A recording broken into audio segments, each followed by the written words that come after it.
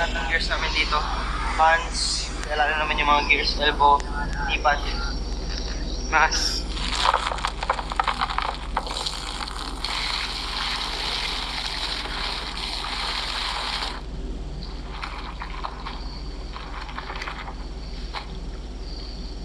Hindi naman kailangan sobrang less kasi bukas gagamitin din ko sa kala eh.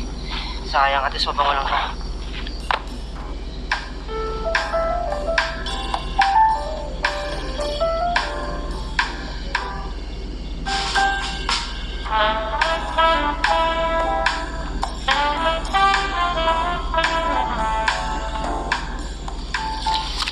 Sabi kasi ng asawa ko, maglaba ako. Atamad ka pa maglaba eh. Ano naman ako magawa? Maglaba ako na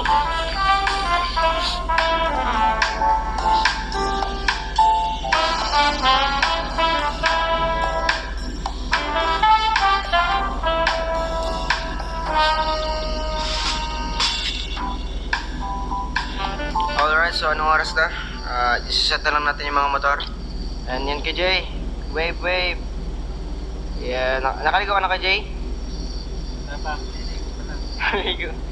Tapusin natin to. Sabi na tayo maligo. Tumagi tayo lang rin eh. Tayo yung di pa naligo, may ano na ito. Naumoy na tayo, no? Pati yung mga bag, nabalik na rin namin. Gusto na siya. Yung mga damage lang talaga kay Jay, no? So, yung mga damage yun, kailangan talagang matindi ang tahi. Pero di ganun katatagal yun kasi kailangan talaga yung pulido kasi nga yung tela niya mahirap. So, yun. Okay na. Ulit namin. Nabalik na namin yung mga kailangan balik. And naayos na namin. Nagpitan na namin na lumuwag. All set na yung motor. Matutulog na lang kami. Maliligo na lang kami ni KJ. Sila Doming pala si Kuya Eman. Andun na sila sa taas. Siyempre si Kuya Eman at si Kuya Anton. Bagsak din yan. Bagsak talaga. Kailangan nila ng pahinga.